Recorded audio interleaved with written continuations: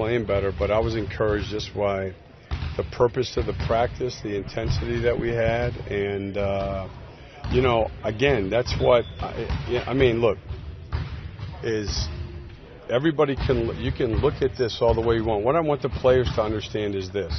82 games is a long time, okay? Did we want to be 2-5? No. Have we played a lot of good basketball? Absolutely, okay? We've played the fourth most difficult schedule, all right?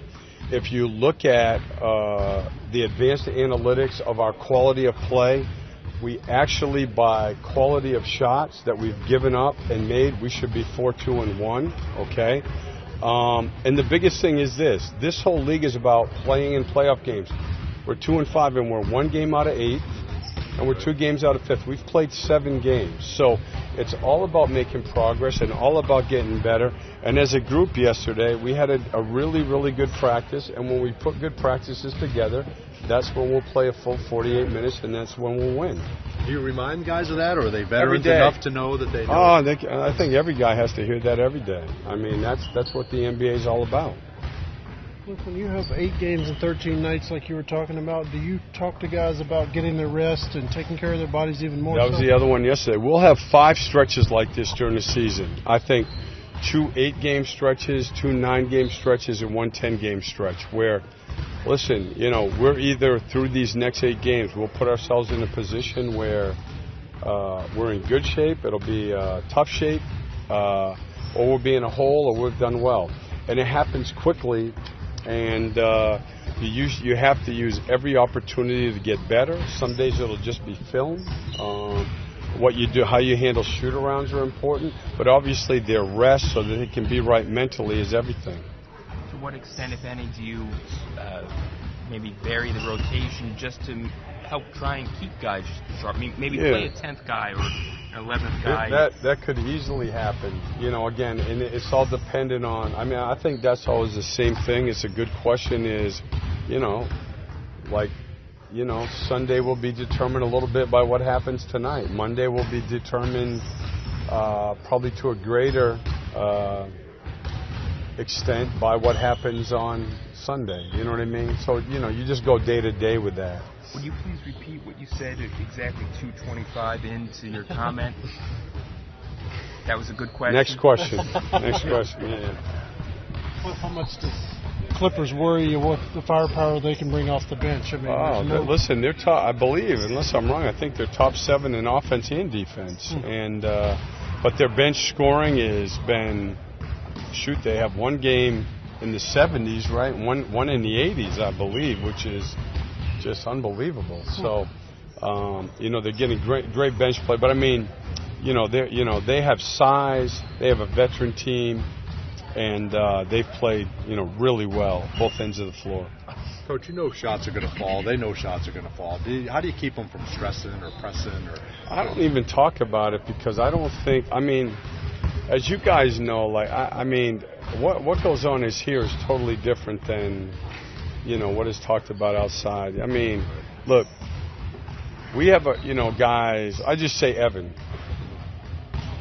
Our first year in Charlotte, the guy who got up to the really difficult start was Al Jefferson. He'd been 19-9 for 7 straight years. He's going to be 19-9. Oh, you know what I mean?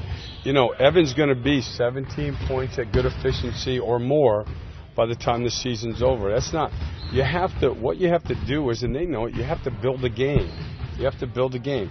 You have to sustain the way you're playing. Again, the thing that I think that we talked about a lot yesterday, which I think they have to understand, is that, again, if you look at advanced analytics of the quality of shots that we've gotten and the quality of shots that we've had the opponents take so far through 7 games, our guys are doing a good job. So that's what you have to do. You have to have a way to play that gives you a chance to win every night, and we're on our way to doing that. How much do you look at those things just to reinforce that, hey, we're doing the right things?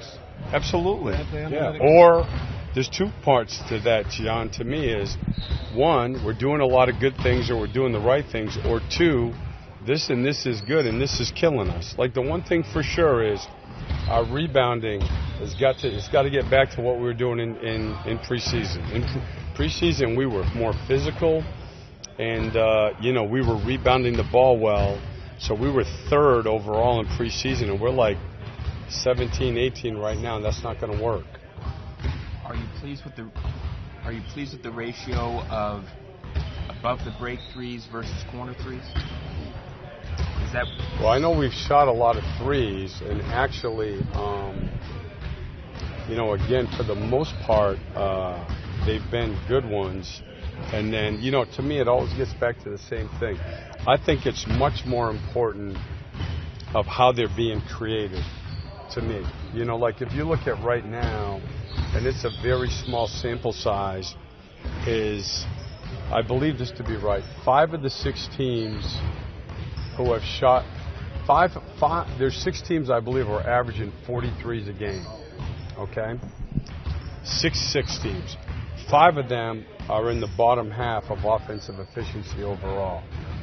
Of the 6 teams who have shot the least amount of threes, 5 of them are in the top 10. So the three-point shot is a huge part of our game, and you have to be able to utilize it. But it's still going to get back to how are you shooting those shots? Is the ball coming inside out?